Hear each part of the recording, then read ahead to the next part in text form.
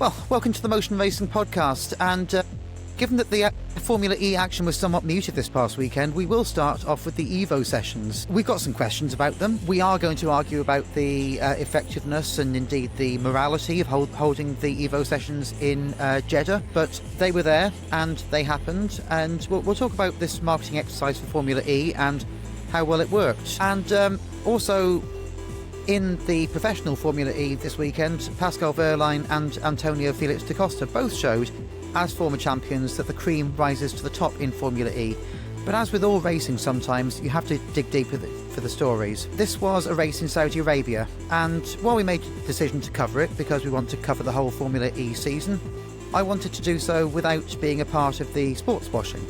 Therefore, there will be an article on the Motion Racing newsletter in the coming days. That's motionracing.substack.com, about the moral compromise Formula E, supposedly a more inclusive and sustainable series than the others, is making by tying itself so closely to Mohammed bin Salman's project and to the Public Investment Fund. Look for that in the couple of days after this goes live. So here we are then. I'm Sascha, and this is the podcast that, according to Formula E's most annoying partner, Google Gemini, has what could best be described as a cult niche following. So before we get into the Evo Sessions, Georgie, what's most useful to have as part of the Formula E broadcast team? Cal Freese, Gemini Insights, or David Coulthard? Oh, that's a tough one. They're all about as bad as each other, I think. Certainly, I think we need to get rid of Gemini for a start. Insights. All it has done, I will say, is take the creativity out of commentating. Like, I'm gonna sit here as a Seattle Mariners baseball fan, and when we hit a home run and the bases are loaded, you think of phrases like "get out the rye bread and mustard, grandma. This one's a grand salami." Like, we're just not gonna get that in an age of. Oh yeah, and like Gemini says, Jake Dennis is about to take attack mode in the next 5 laps. Just no. Also, I know we run the risk of becoming Richard Keys and Andy Gray here, but underlying numbers can't tell you when someone's going to take attack mode. Jake Dennis is a deeply unpredictable man. He puts soap powder in his dishwasher. Gemini can't tell you he's going to do anything. International man of mystery, Jake Dennis, apparently. Exactly, yeah. But on to the Evo Sessions first of all. So the Evo Sessions, in case you didn't see them, were kind of like the Clash of Creators if that was in Formula E. And I'm deeply aware when I begin this that there was a podcast, the True Geordie podcast, that basically ended because Lawrence McKenna decided to lay into the Clash of Creators and the kinds of creators that were on it. Now, I'm not going to get into that trap because I didn't know any of the creators except for maybe one or two who were in this one. But I thought it was a useful marketing exercise, at least, even if I kind of blanch at the idea of it being in Jeddah. I was, when I knew that the guy from the Career Ladder was in it, I kind of got behind Max Klemenko, that guy. So, and it was nice. I felt that there was always someone for people to root for. I wonder why it couldn't have been somewhere more fun, honestly. Yeah, the Jeddah circuit's not great. This comes after a few really good circuits. I think the last 3 podcasts we've been, the track's one of the best ones we have on the calendar, you know. And it was like every single race we were saying that. But the Jeddah circuit, I think they say it's a high target circuit. So it has a target for a lot of regen. And then at the end of the race, a very high lap time target, which is to say a low lap time target, a quick lap. And you saw that in the race, in both of the races, more so in the first one than the second one.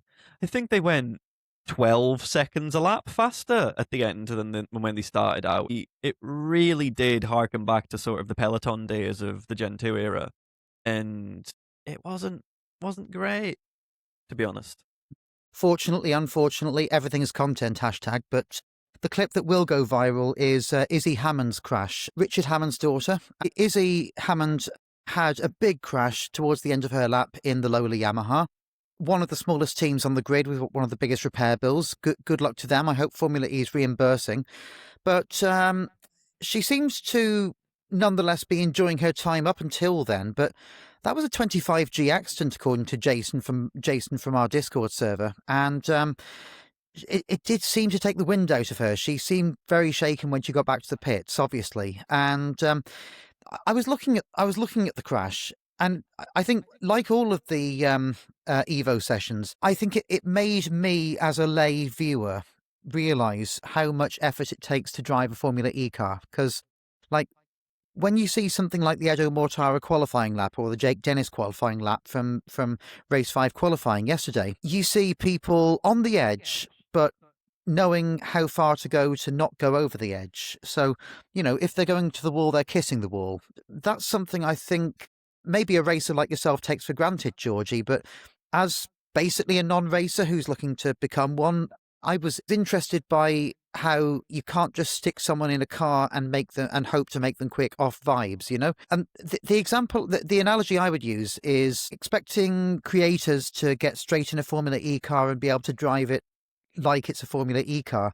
It's like getting on a bike in the showroom and riding the bike around the showroom. You're not going to use any of the capabilities of the bike. And if anything, you stand a bigger chance of having an accident because you're not going quick enough. And that Izzy Hammond accident, it seemed to me like the reason the brakes didn't work for her was because they're not standard steel or carbon brakes. It's brake-by-wire in Formula E. And to get brake-by-wire, you need the regen to be working.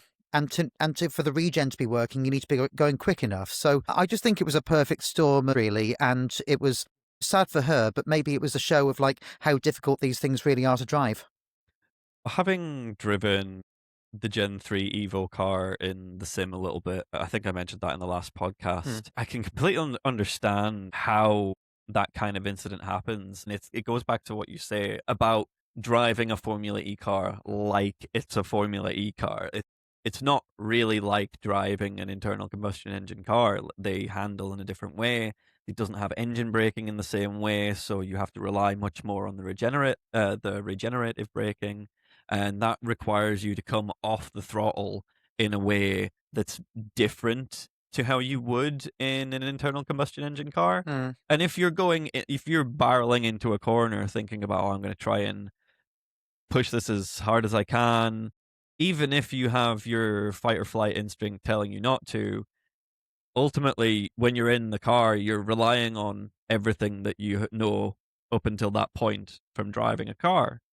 And if you've only had 15 minutes or so, realistically, in the actual car itself, the Formula E car, your brain is still hardwired to drive your daily driver, if you know what I mean. What you cut your teeth with,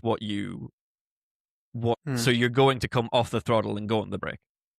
Where in reality you want to come off the throttle, let the regen kick in, and you'll feel it, and then come on to the brake. I feel the same thing when I drive my own car, and I was joking during these sessions. She should have just put it in one pedal mode, as most EVs have nowadays, a one pedal mode where you just come off of the throttle and then the thing starts braking for you immediately because it's being regenerative. And I think probably a few of them were doing that. Some of the slower lap times that we saw probably weren't really using the brakes all that much, and they were relying on just not carrying that much speed and then allowing the regen to do it for them. Because particularly Izzy as well, she wasn't even getting to full throttle on the straights. Don't think she was getting higher than 80%. Ultimately, that's just fear for your life, So, as you mentioned, you did drive it in the sim. Which sim was it you drove it in, by the way? It was R Factor 2. There are multiple places that you can drive the Formula E cars. There's really good mods for Assetto Corsa. I can't remember who makes them, but they're called Formula Lithium. I don't know if that's still what they call them. Certainly when the Gen 2s were around, it was a Formula Lithium. But in R Factor 2, the Formula E car and the tracks for, I believe, the 24-25 season, you can buy as a bundle just from the in-game store. Oh, right. And yeah, obviously you've got a bit more experience of racing cars, at least in the sim, than most of those creators have. But what do you think will have been the first obstacle for them getting in a Formula E car? Because obviously some people like Chip had sim racing experience, but then, like Scott Mansell did last year, Driver 61. Well, he was a professional racing driver on IRL. But what do you think someone without that experience would find being their first obstacle in a real life car like Formula E? So I think when the transition comes between sim and like driving a real car, I've driven a few cars at like a track day. I did get to drive a Lotus Elise Cup car that basically just had a roll cage in it and nothing else. That was fantastic. But the thing that strikes you more is that everything in the simulator is set up to give you a sense of the sensations that you lack by virtue of being in a simulator. So you have the force feedback that comes through your wheel column. You have, well, my pedals, for example, if I lock the brakes, the brake pedal vibrates. The more I lock, the harder it vibrates. If I lose traction on the throttle, and as a result of that, the revs just light up because there's no resistance against the tires anymore. My throttle pedal will start vibrating. So this is to say that these are all sensations that you would normally have in a real car, in addition to so much more. Which is so I think the thing that they might have struggled the most with would be spatial awareness in the vehicle Mm. and sort of balance transfer of the vehicle, actually feeling the weight of the vehicle and being able to make it do what you want it to do. Because when these cars are going slowly, they turn like tanks. They're not really designed to turn at low speed, which is why the real talent of the drivers that drive them week in, week out is getting them to turn, getting them to rotate around those low speed corners because of the way that they bleed off the brake pedal with the way that they trail brake. And that's the real talent, is finding a way to trail brake these cars while also working in the regenerative braking. Yeah, in a way, it was fascinating to watch these, ranked novices have a go, because I think it demonstrated that how the pros are people that are at the top 0.01% of ability, and I think it's a bit like when you've watched Premier League football every week, and then you see the Premier League footballers in training against someone who's just a Joe off the street, and it really makes you appreciate the gap in ability between most of us and even the worst professional on the grid. The other thing I would say is Max Klimenko, who drove in the Citroen, was the slowest. He won the wooden spoon, but as the presenter of the career ladder, I was very pleased to see him on there, particularly as he'd done a spot with Toto Wolff back a few months ago. Yeah, I thought it was maybe poetic justice in a way that just before this podcast, and that might be why my voice is a bit shaky, I fell off my ladder. So a fuse blew because I was preparing for the podcast. I was running the oven. I was running the washing machine, and several other things all at the same time, and the PC. And of course the fuse blew. Went up the ladder, fell off the ladder, and yeah. So I feel like as one thing happens here in one place, one thing happens here in another place. It's kind of the universe correcting itself almost. But yeah, well done, Max. Anyway, I think nothing compared to what Izzy Hammond's probably feeling. But one thing that was sort of like the opposite of what you said there about the gap between the average person and the pros is, what I would say is the eventual winner of that series, Chip. It was a good lap from him in context. I think they said that the better lap times in race were 1:17s, and I mentioned that their slower laps in that race when they were conserving towards their energy targets were 12 seconds slower than that. So that's sort of like a 1:29 when you add that on, and he was faster than that. So realistically, it says a lot for the average person as well. Like, sure, you might not be able to step into the car and compete at an elite level, but maybe you do have some potential, and maybe the only thing that is holding you back is the opportunity, So you think you have the ability to get into it, give it a try. You might succeed. This is a normal person that's doing lap times that are as fast as, and I will say they were in 300 kilowatt mode the whole time. Interestingly, also in four-wheel drive mode the whole time, which isn't something we really see that often. Usually they're in 300 kilowatt rear-wheel drive or 350 kilowatt 4-wheel drive. Never really see them in 4-wheel drive 300. So that was interesting, and maybe had something to do with his ability to put the lap time down. It was heartening to see someone pick the car up and just actually put a reasonable time down. Yeah, and also, as mentioned on the broadcast, Chip has done sim racing, and I would imagine that that shows as well how valuable sim racing can be in terms of transferring to real life, and just how much experience you can get from purely, having a sim rig at home. Not to be big-headed about it, but when I was watching it, I was thinking, no, I could do better than that. Win a few of them, and then Chip put his lap down, and I was like, no, I think that's about as good as I could do. So maybe there is something to be said for sim racing in that respect.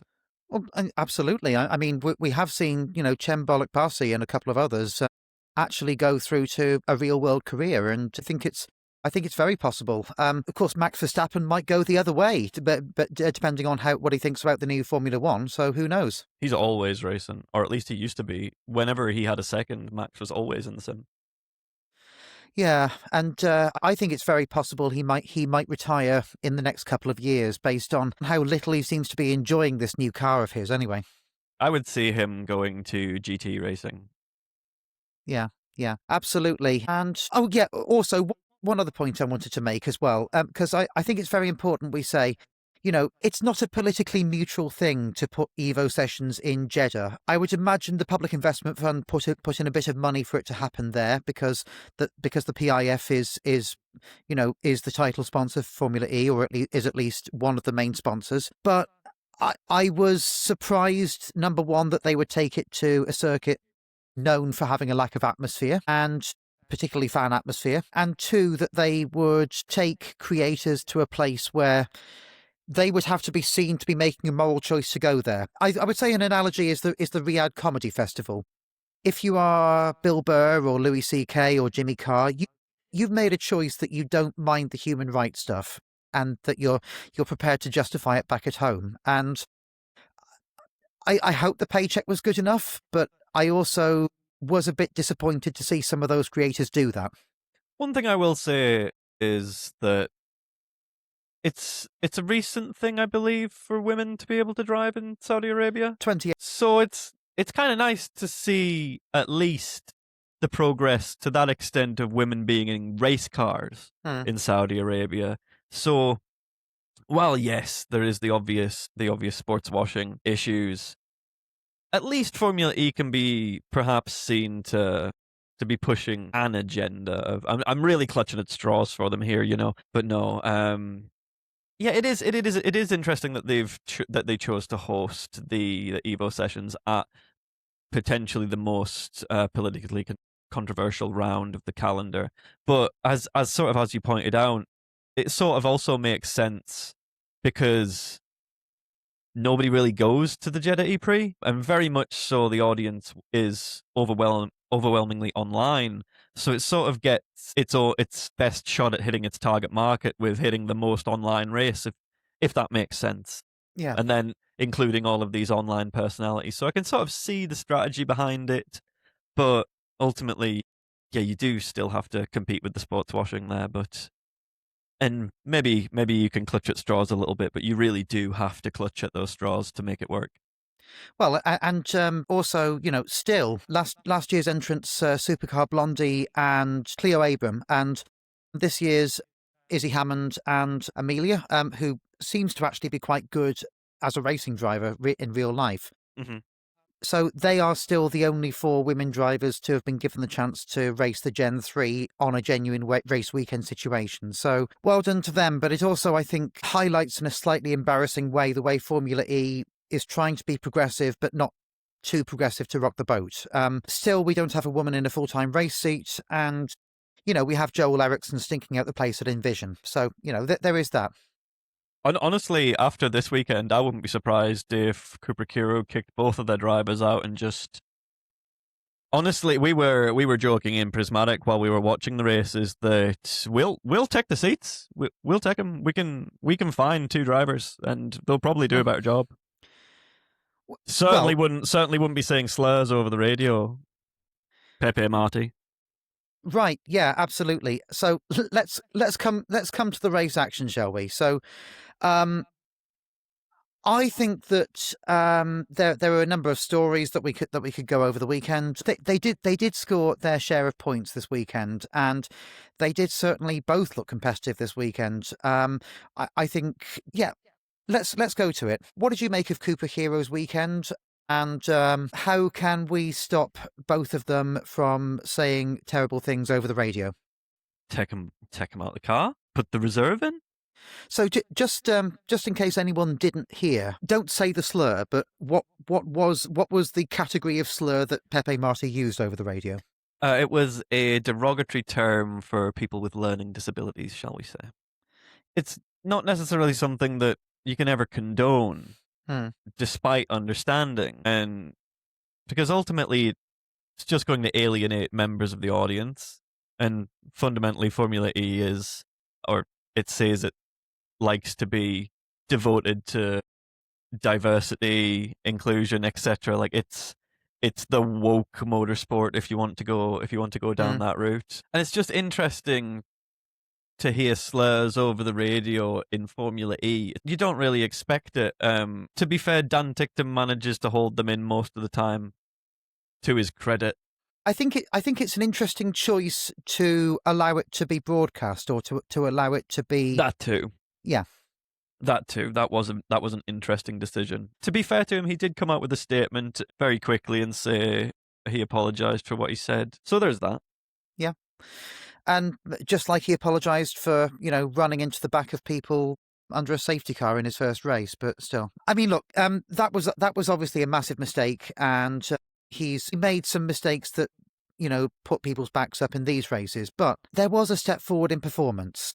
And that's why it's such a shame that the headline from the race will be the things he said, because there was a step forward for Kiro, for both the drivers. Ticktum got his points, and Marti, I felt, showed he had a higher performance ceiling than maybe I thought he did. So I think Cooper Kiro, at least on a pure performance level, can say that they've made some progress, although obviously, again, they've got to do a PR cleanup with their drivers, unfortunately. Another team I thought did okay without troubling the front runners was Lola Yamaha, and I wanted to ask you about them because they obviously binned off Abt Sportsline a few weeks ago. Mark Preston decided to take full control with Lola and Lola's factory of the team. And at the time, I thought that was an unusual move because, Abt had been in Formula E pretty much since the start with a short break.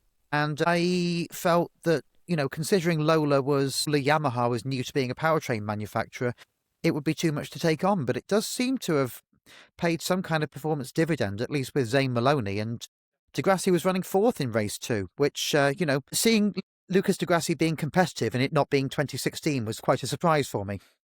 So I think Abt, by virtue of being on the Formula grid for as long as they were, suffered from a bit of recency bias, I will say. As a long-time Audi fan, like Audi Motorsport more broadly, from particularly like the Sports Car Championship and World Endurance Championship and more broadly Le Mans, Abt have always been to me the team that I didn't want to see representing Audi. You always wanted to see Joest, and that's one thing I was particularly disappointed about when I first saw the Formula E grid when it was Audi, Abt, Schaeffler. I sort of just expected them to do badly because it was Abt. And I think Abt have been around for so long that people have forgotten that really they were Audi's B team when they started. Yeah, although when the second version of the DTM came along, they built their own Audi TTs, and then Audi backed it later on, and they won the title, I think, with Christian Abt, the slightly better of the Abt cousins, and they then kind of had a bit of a history in DTM. But yeah, I agree with you. Joest in modern history is associated with Audi, but I associate them more with like Porsches, that kind of thing. I don't know. For me, Joest is Andrea Lotterer winning the Le Mans 24 Hours year after year. It's just how I think of them. And yes, I agree. Abt, they did have their successes in DTM, but I don't know. I've never saw them as a successful racing team outside of that one singular category. Whereas And I guess maybe the same can be said. I'm putting a lot of emphasis on Jost's Le Mans wins, but ultimately Le Mans is the biggest race in the world. It sort of transcends the boundaries a little bit, where perhaps DTM maybe doesn't. Maybe that's controversial to say, but I don't know. Le Mans feels more momentous, more. If you ask pretty much any team, would you rather win the Le Mans 24 Hours or the DTM Championship? Yeah. I'm pretty sure most of them would say both. But if I had to choose, probably Le Mans. Yeah, true enough. Yeah, it was a surprise to see a team with such a proud history of being in Formula E. You know, just be booted like that. But at the same time, when they were there as privateers, they never really pulled up trees. In fact, they were at the back of the grid most of the time. And exactly. it did seem with Lola like history was repeating itself. Now, obviously, one swallow does not make a summer. It might be they fall back into the field, but it does seem like they found something, and crucially, it seems like Zane Maloney's found something, because he was one of the back markers. He was the guy who you expected to see on the back row with whoever had a penalty, and well, he was just about skating the top 10 this time. Zane Maloney's going to be looking for parts of his car, I think, after per Izzy Hammond's impact into the wall there. But yeah, no, it was a good race for Zane. It was good to see him. And particularly Degrassi come through the field. I think he used his first attack mode really, really well in the first race. To be honest, that was one of the most interesting tactical moments of the race. There wasn't that much to comment on, but Degrassi did make a really good run through the field, and Zane held his own pretty well as well. Yeah, absolutely. Elsewhere, I think in the notes you've put that we should be very worried about Wehrlein. I agree. Wehrlein is, of course, in the lead of the championship now. And it's strange to think that because, you know, he's not been a headline competitor in any race until now. And then he goes and takes a win and looks completely self-assured, as he always does. All of a sudden, he's back in the leads, just a couple of points from Mortara. I think the title race isn't necessarily going to be between those two for the whole time. I would be surprised if Mortara continues to be as consistent as he is right now, but who knows? But it is turning into a more typical FIA Championship title race in terms of, you know, we saw in the early seasons, in the Gen 2 seasons, there'd be 14 or 15 drivers in with a shout of the title in the last few races. And I feel a bit more self-assured about the way Formula E is going, that now we're talking about 4 or 5 drivers who could win. I think that sweet spot for open wheel championships, I don't know if you agree, it's not 1 driver or 2 drivers, and it's not 15, it's like 5. That's about the best number, isn't it, for a title contention? I think it sort of depends on the context of it, right? Because in Formula E this season, we've got 8 champions on the grid, and I would say realistically 5 of them are currently still within, maybe not realistically, but maybe a mathematical chance of getting the championship if it all goes their way. I'm not really that hopeful for Jean-Eric. Doesn't seem like things are going that well for him over at Citroën. But Ollie Rowland, he could do Ollie Rowland things and just quietly move his way up the pack. Pascal is already quietly doing Pascal things where he's just incredibly consistent. And then he wins a race and everyone goes, oh, wow, I didn't realize you actually had that many points. Oh, wait, you're leading the championship now. And sometimes that happens at the last race in the calendar and, oh, wow, he's world champion. Good job, Pascal. And I think that's what they need to worry about this year is he quietly just puts in really good race results round after round after round, and these wins are what's going to propel him to being a title contender when it comes out at the end. I think we said last race, Mitch Evans, masterclass. Race before, Cassidy, masterclass. This race, masterclass. I'm getting on to race 2 now, about Mortara's pole lap. We've seen a lot of really good pole laps, and admittedly in the final he was up against Jake Dennis, who obviously almost matched him on the grid there, but it was one of the best pole laps I've seen in terms of its execution. If he got to the wall, he was brushing it, and he was using all of the track, and I just thought it was perfect execution from him, and he did actually apologise just afterwards for making contact a few times. I thought it was funny. His engineer said, "Well, yeah, you always do," because it shows the kind of relationship that you wouldn't have had between, let's say, Lewis Hamilton and Riccardo Adami last season. I never got to give you my my joke. Go on. What sound does a car make driving across the desert? Neom. Brilliant. Race 2. Obviously, you had that Mortara pole lap, but then after that, there was plenty of action and yet another kind of, well, attack mode masterclass from Da Costa, which is what got him the win in the end. Is there something in the water with Jaguar's tactics? They seem to have the best planning team on the wall, don't they? Jaguar, I think, are another team, much in the same vein as Pascal Wehrlein, where they had a rough start to the season, sure, but once they got the wheels turning, as it were, they've been incredibly consistent up at the front, and they generally tend to do that. It was a travesty that Jaguar aren't winning the championship every season with the driver lineups that they've had, but certainly as a team, they tend to perform very strongly. So I would say less of a fluke, more of a return to form for Jaguar than anything. I would say probably one of the best looking teams coming out of this long weekend of racing. And on the flip side of that, one of the worst looking teams coming out of it, really have to say, is per Nick Cassidy and Jean-Eric Vergne's Citroën. And to be honest, all of the Stellantis powered teams did not look very good at Jeddah. I don't know if that's as a result of their powertrain being slightly less efficient over the high target tracks like this, or if it was another strategy call. I know Nick Cassidy was very unhappy with his strategy, particularly with when they left him going, as it were, when he finally got up to speed and started moving through the pack. They had left it far too late, which is a bit of a recurring theme for Citroën and him at the moment.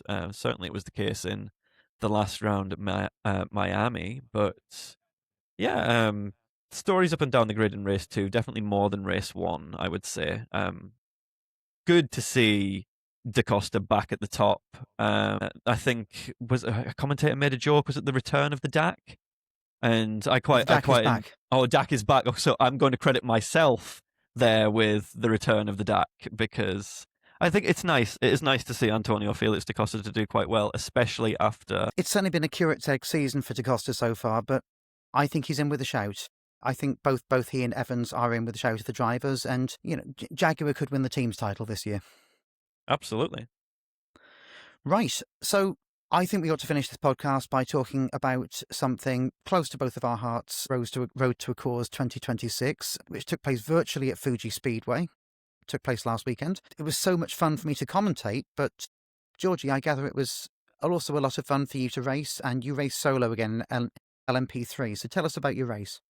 I had an absolute nightmare of a race, I will say. I think the very first thing the broadcast sees after the green flag is me sliding off of the track in my LMP3. Reason being was because I was driving on wet tyres on a dry track for some reason.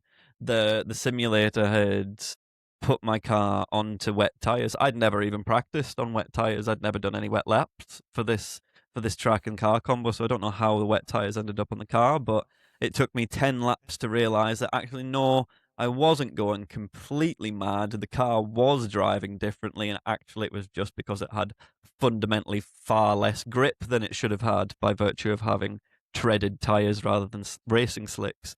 But once I sort of figured that out, it went a little bit better for me. I managed to climb up the pack from I was dead last, as you can probably imagine, which was 10th in class. I managed to pull it back to 6th.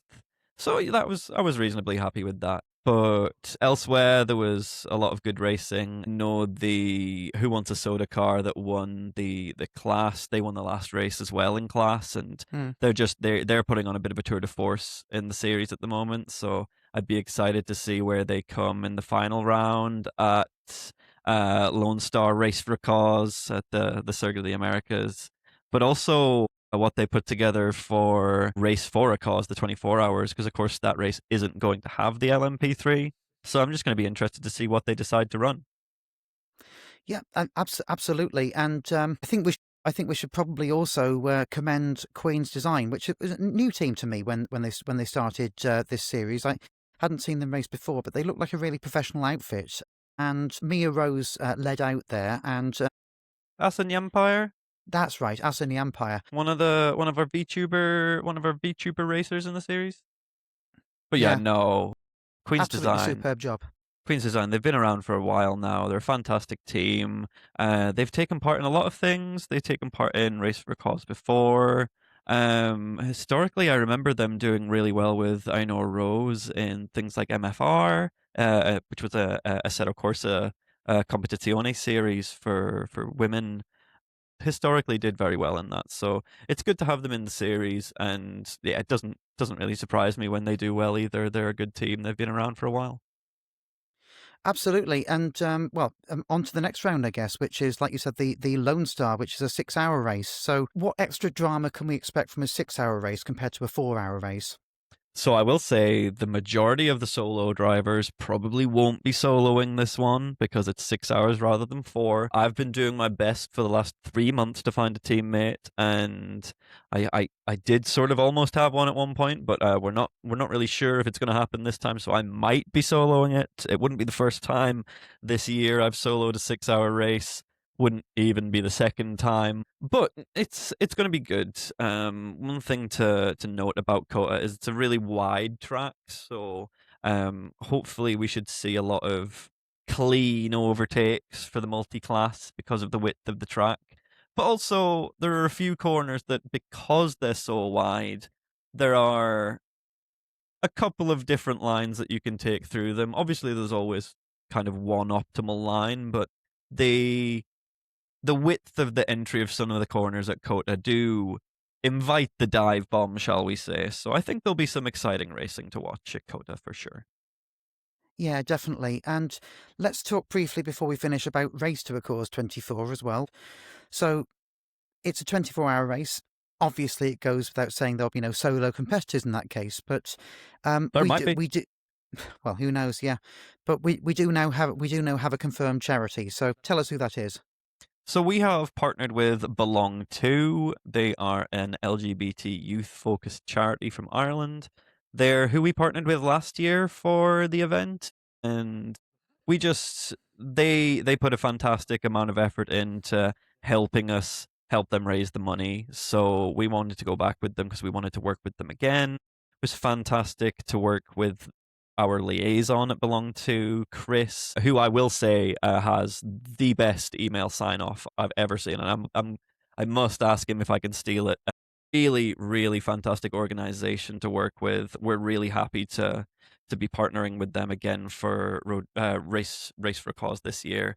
It'll be good. We're looking to put out some more announcements of some more partners in the coming days. We have a plethora of organizations supporting our broadcast for the 24-hour race. So we're hoping to raise as much money as we can for them again, and just roll on the race in April. Absolutely, and I'm so looking forward to it. And in fact, I've got a small announcement to make of my own in the next few weeks. So I'll probably do that in the next episode of the podcast. But thank you so much, Georgie. Been a bit of a weird episode. I fell off my ladder, and I seem to be the subject of interest from the apartment below. If this makes enough money one day, I can buy a studio. You're not going to hear this in the final edit, everyone, but Sasha's had a nightmare today. It's been stop and start, bless her. My God. Let people live. Well, thank you for your understanding, Georgie, and thank you for everyone tuning in. And I shall talk to you all and see you all next time. Don't forget to smash that like button and subscribe. And we are also on YouTube in case you're listening. So join us there. Motion Racing Podcast. Thank you very much.